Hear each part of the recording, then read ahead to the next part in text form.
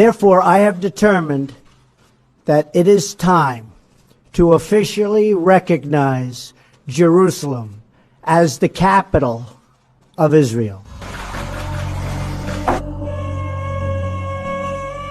JCers, baru-baru ini atau tepatnya tanggal 13 Mei 2018, pihak United States memindahkan kedutaannya ke Yerusalem, sekaligus dengan demikian mengakui bahwa Yerusalem adalah ibu kota Israel. Sontak, hal tersebut membuat negara-negara Arab dan bahkan Indonesia meradang. Mengapa Yerusalem ini begitu penting bagi semua negara? Inilah fakta Alkitab mengenai Yerusalem.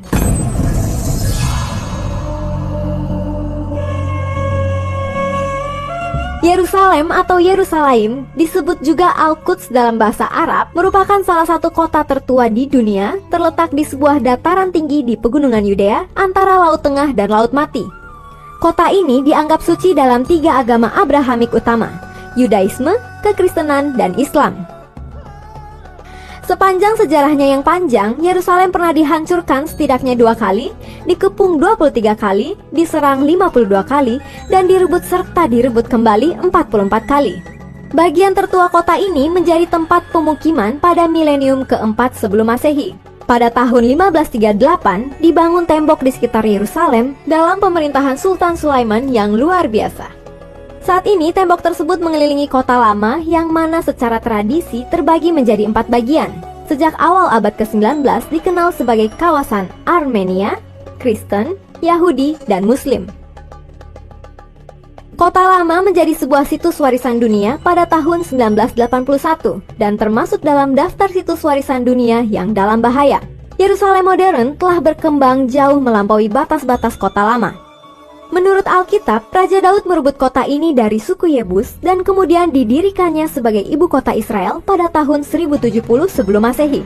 Putranya, Raja Salomo, memerintahkan pembangunan bait pertama. Setelah bangsa itu terbagi menjadi 2 kerajaan, Yerusalem tetap menjadi ibu kota kerajaan Yehuda di selatan. Di seluruh Alkitab, Yerusalem disebutkan lebih dari 800 kali. Nama Al-Quds, yang artinya kota kudus, masih menjadi nama populer kota itu dalam bahasa Arab. Nama yang tercantum dalam peta-peta modern tentang Israel adalah Yerusalem. Pada tahun 66 Masehi, pemberontakan orang Yahudi menyebabkan pasukan Romawi datang di bawah pimpinan Cestius Gallus yang mengepung kota itu dan mendesak terus sampai ke tembok-tembok bait. Tiba-tiba, Cestius Gallus mundur tanpa alasan yang jelas. Pada akhir abad ke-7, Khalif Abdul Malik bin Marwan membangun Qubbat as-Sakra atau kubah batu cadas di atas atau di dekat lokasi bait. Walaupun disebut juga masjid, bangunan itu sebenarnya adalah sebuah tempat ziarah. Di sebelah selatan Qubbat as-Sakra terdapat Masjid Al-Aqsa yang mula-mula dibangun pada abad ke-8, tetapi sebagian besar dibangun kembali pada abad ke-11. Saat ini, status Yerusalem tetap menjadi salah satu isu pokok dalam konflik Israel dan Palestina. Selama Perang Arab-Israel 1948, Yerusalem Barat termasuk salah satu daerah yang direbut dan kemudian dianeksasi oleh Israel. Sedangkan Yerusalem Timur termasuk kota lama, direbut dan kemudian dianeksasi oleh Yordania.